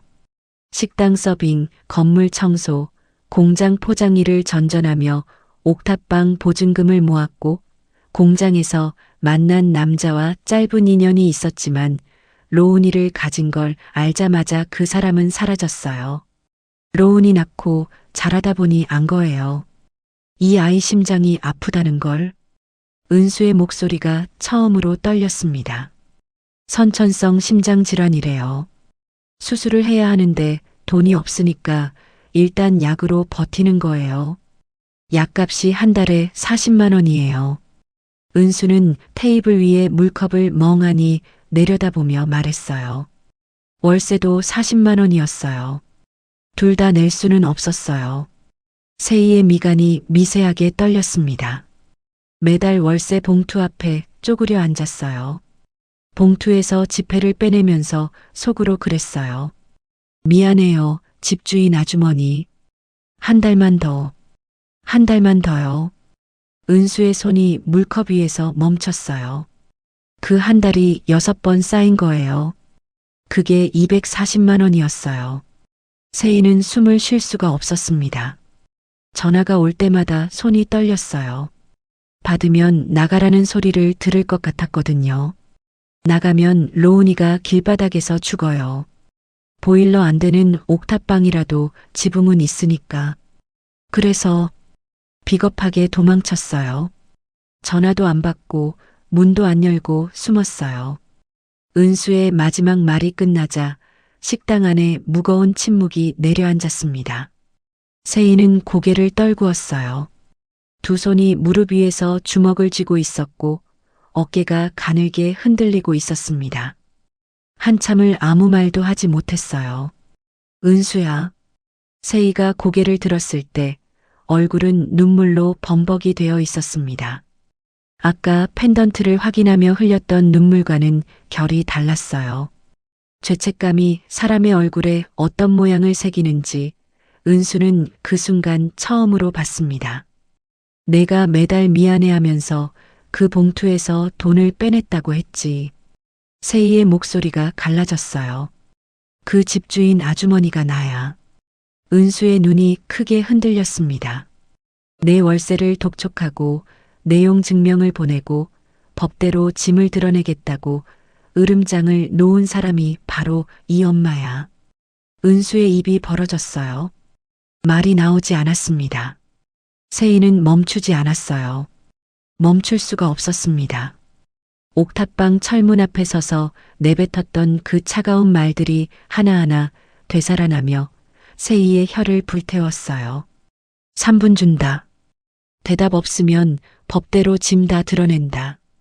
내가 그랬어. 그 문 뒤에 심장이 아픈 내 손주가 혼자 떨고 있는 줄도 모르고 그 월세의 정체가 손주 약값인 줄도 모르고 세희의 주먹이 테이블을 한 번 세게 내리쳤습니다. 물컵이 덜컹 흔들렸어요. 하지만 그건 은수를 향한 게 아니었습니다. 자기 자신을 향한 분노였어요. 30년 전엔 떡볶이 판 지키려다 내 손을 놓쳤고 30년이 지나서는 월세 받으려고 널 길바닥으로 내쫓으려 했어. 이 엄마는 한 번도 안 변한 거야. 돈 앞에서 가장 소중한 걸 놓치는 거. 30년이 지나도 똑같아. 세희의 통곡이 텅 빈 식당에 울려 퍼졌습니다. 주방 안에서 식당 주인이 고개를 내밀다가 그 소리를 듣고 다시 안으로 들어갔어요. 이건 누가 끼어들 수 있는 순간이 아니었습니다. 은수는 한동안 멍하니 앉아 있었어요. 세희의 말이 머릿속에서 뒤엉키며 천천히 의미를 만들어가고 있었습니다. 매달 전화를 걸어 월세를 독촉하던 그 목소리의 주인이 눈앞에 앉아 울고 있는 이 여자라는 사실. 3분 안에 문을 열라고 으름장을 놓던 그 차가운 목소리가 지금 목이 쉬어라 통곡하고 있는 그 목소리와 같은 사람의 것이라는 사실. 은수는 천천히 손을 뻗었습니다. 테이블 위에서 주먹을 쥐고 떨고 있는 세희의 손 위에 자기 손을 올렸어요. 거칠고 화상 자국이 남은 손이 세희의 떨리는 손을 가만히 감쌌습니다. 엄마. 은수의 목소리는 조용했어요. 괜찮아요. 엄마도 몰랐잖아요. 그 한마디에 세희의 울음이 더 거세졌습니다. 괜찮다는 말이 위로가 아니라 비수가 되어 가슴을 찔렀어요. 모르긴 뭘 몰라. 내가 조금만 더 살펴봤으면. 서류에 적힌 이름 석자 말고 그 사람이 어떤 사정인지 한 번만 확인했으면. 이 아이가 이 꼴로 사는 걸 6개월이나 몰랐을 리가 없었어. 세희는 한참을 울었어요. 은수는 그 손을 놓지 않았습니다. 울음이 잦아들 때까지 아무 말 없이 가만히 앉아 있었어요. 아까 식당에서 진상 손님에게 무릎을 꿇으려 했던 그 여자와는 전혀 다른 조용하고 단단한 힘이 은수의 침묵 안에 있었습니다. 눈물이 조금 가라앉아 세희가 거칠게 눈물을 닦았어요. 흐트러진 머리카락 사이로 드러난 눈빛은 아까까지의 통곡과는 전혀 달랐습니다. 무언가를 결심한 사람의 눈이었어요. 세희는 재킷 안주머니에서 휴대폰을 꺼내 비서실장에게 전화를 걸었습니다. 비서실장. 목소리가 아직 갈라져 있었지만 그 안에 담긴 힘은 회장실에서 지시를 내릴 때와 다르지 않았어요. 당장 국내 최고의 소아 심장 전문의 수소문에 내일 아침까지 스케줄 잡아놔. 그리고 옥탑방 월세 기록, 미납 기록 전부 삭제해. 오늘 중으로. 전화기 너머로 비서실장이 잠깐 침묵했다가 대답했어요. 알겠습니다, 회장님. 세희는 전화를 끊고 돌아섰습니다. 은수가 두 손을 내저으며 당황한 얼굴로 말했어요. 아니에요. 그러실 필요 없어요. 저 혼자 다 해왔으니까 앞으로도. 세희가 은수의 두 손을 잡았습니다. 꽉 놓치면 다시는 잡을 수 없다는 듯이요. 은수야. 세희의 눈에 눈물이 다시 차올랐지만 이번에는 흘리지 않았어요. 이를 악물듯 참으며 한 글자 한 글자 힘을 실어 말했습니다. 30년 전에 놓친 내 손을 이제야 다시 잡았어. 이번엔 죽어도 안 놓는다. 로운이도 너도 이 엄마가 지킬 거야. 은수의 눈에서 눈물이 흘렀습니다. 하지만 이번 눈물은 달랐어요. 아까 진상 손님 앞에서 흘렸던 억울한 눈물도 펜던트를 확인하며 흘렸던 혼란의 눈물도 아니었습니다. 30년 동안 혼자 버텨오면서 단 한 번도 느껴보지 못했던 안도의 눈물이었어요. 누군가 내 편이 되어준다는 것. 누군가 내 손을 잡아준다는 것. 그 감각을 은수는 인생에서 처음으로 온몸으로 느끼고 있었습니다. 두 사람이 마주 잡은 손 위로 식당 창 너머의 해가 뉘엿뉘엿 기울고 있었어요. 오래된 형광등이 지직거리며 홀 안을 노르스름하게 물들였습니다. 밖에서는 시장 상인들이 장사를 마치고 좌판을 걷는 소리가 들려왔어요. 하루가 끝나가고 있었습니다. 하지만 이 두 사람에게는 30년 만에 비로소 무언가가 시작되고 있었어요. 그로부터 몇 달 많은 것이 달라졌습니다. 로운이의 심장 수술이 잡힌 날, 세희는 새벽 5시부터 병원 로비에 앉아 있었어요. 수술은 아침 9시였지만 가만히 집에 있을 수가 없었습니다. 비서실장이 커피를 가져다 줬지만 한 모금도 마시지 못했어요. 손바닥 안에서 펜던트만 만지작거리고 있었습니다. 은수가 로운이를 안고 병원에 도착한 건 7시가 조금 넘은 시각이었어요. 로운이는 수술복으로 갈아입은 채 은수의 품에 안겨 있었는데 그 작은 얼굴에 겁먹은 기색이 역력했습니다. 할머니, 로운이가 세희를 보자마자 두 팔을 벌렸어요. 세희가 얼른 다가가 로운이를 안아들었습니다. 아이의 몸이 가벼웠어요. 너무 가벼워서 가슴이 아팠습니다. 할머니, 나 수술하면 아파요? 안 아파. 잠깐 자고 일어나면 다 끝나 있을 거야. 진짜요? 거짓말 아니죠? 할머니가 언제 거짓말했어. 로운이가 세희의 목을 꼭 끌어안았어요. 작은 손가락이 세희의 재킷깃을 움켜쥐었습니다. 세희는 그 손을 느끼며 눈을 질끈 감았어요. 이 아이가 옥탑방 철문 뒤에서 바들바들 떨며 엄마는 지금 없는데 하고 말하던 날이 떠올랐습니다. 그때 세희는 이 아이의 할머니인 줄 몰랐어요. 자기가 법대로 짐을 드러내겠다고 으름장을 놓던 그 문 뒤에 심장이 아픈 자기 손주가 혼자 떨고 있었다는 걸 몰랐습니다.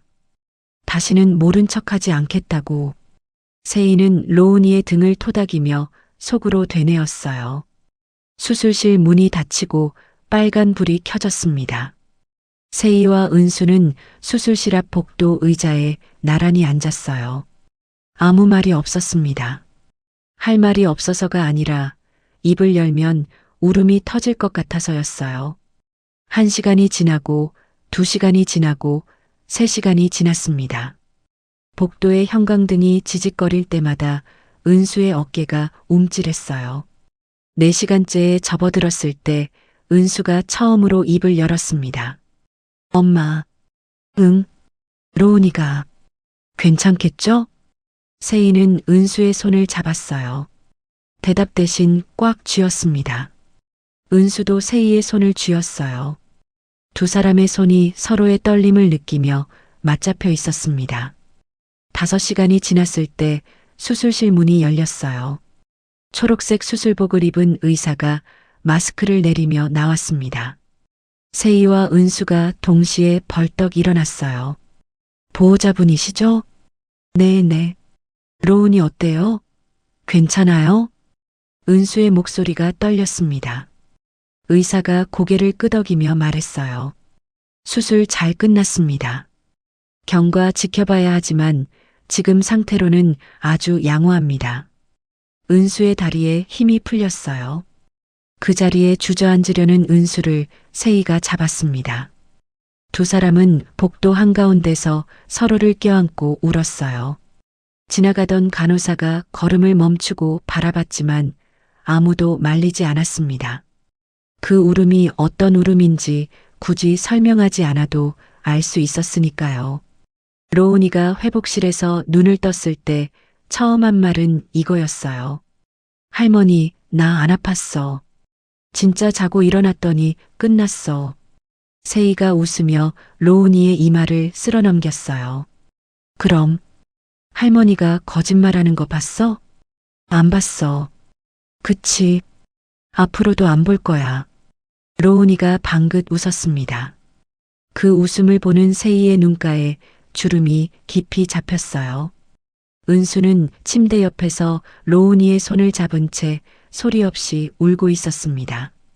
그 뒤로도 달라진 것들은 계속 이어졌어요. 세희는 수호그룹 산하에 수호재단을 만들었습니다. 미혼모 자립과 미아 찾기를 돕는 재단이었어요. 재단 출범식 날 세희는 기자들 앞에 서서 짧게 말했습니다. 이 재단은 제 속죄입니다. 저는 30년 전에 제 아이의 손을 놓친 엄마입니다. 그리고 30년 뒤에 그 아이에게 월세를 독촉한 집주인이기도 합니다. 이 재단이 저 같은 사람이 또 생기지 않도록 하는 데 쓰이길 바랍니다.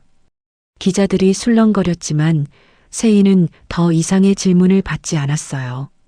할 말은 그것으로 충분했습니다. 재개발 구역의 그 옥탑방은 허물지 않았어요.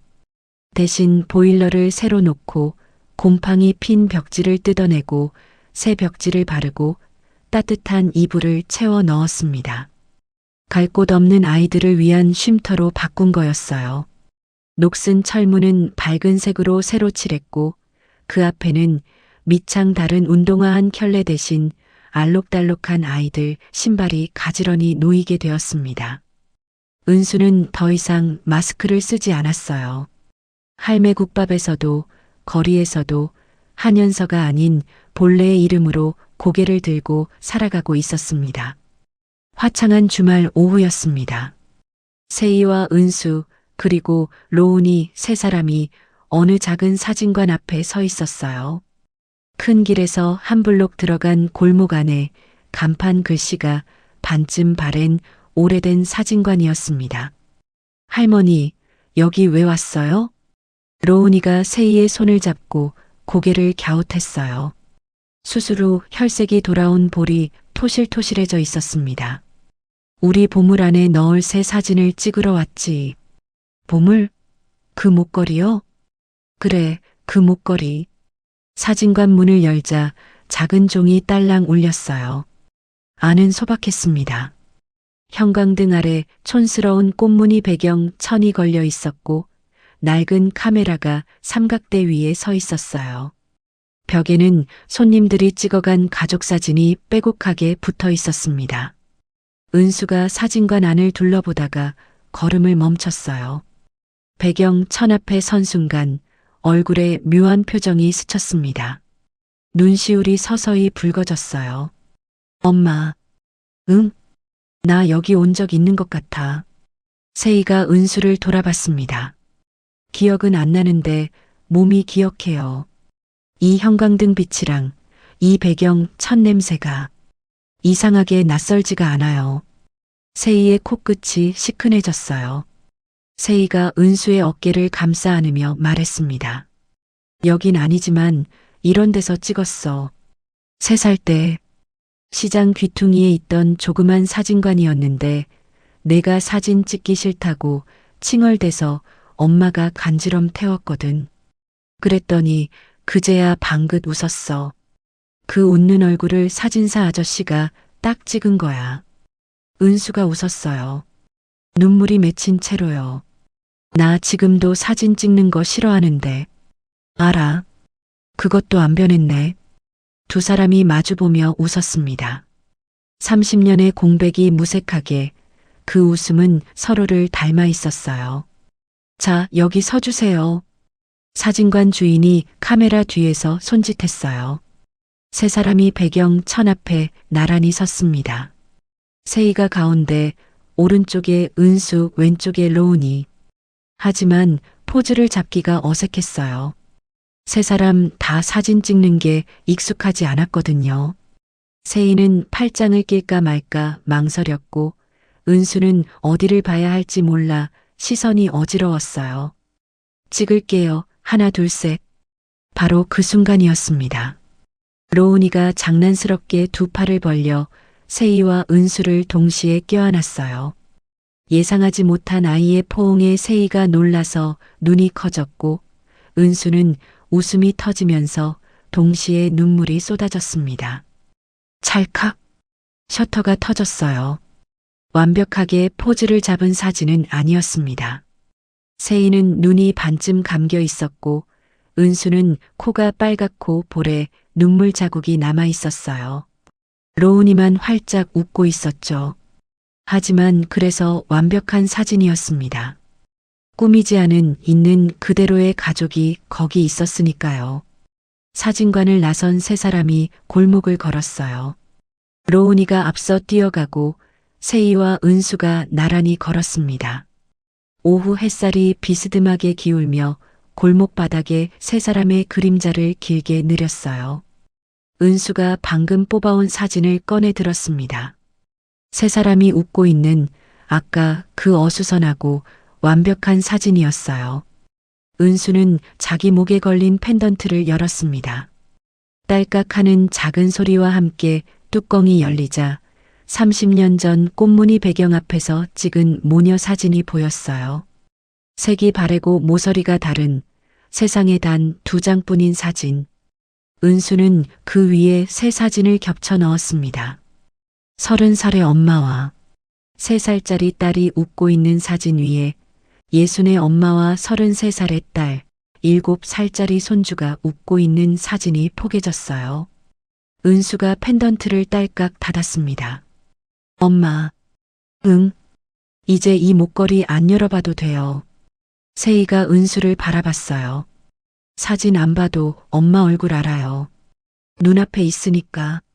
세희는 대답하지 못했습니다. 대답 대신 은수의 손을 잡았어요. 30년 전 시장통에서 놓쳤던 바로 그 손을 이번에는 놓치지 않겠다는 듯 꽉 쥐었습니다. 은수도 세희의 손을 꽉 쥐었어요. 거칠고 화상 자국이 남은 손과 주름지고 손때 묻은 손이 서로를 감싸 안았습니다. 앞서 뛰어가던 로운이가 돌아서며 소리쳤어요. 할머니, 엄마, 뭐해요? 빨리 와요. 배고파. 국밥 먹으러 가자. 세희가 웃었습니다. 주름진 눈가에 오후 햇살이 내려앉았어요. 그래, 가자. 오늘은 할머니가 쏜다. 진짜요? 고기도 추가해요?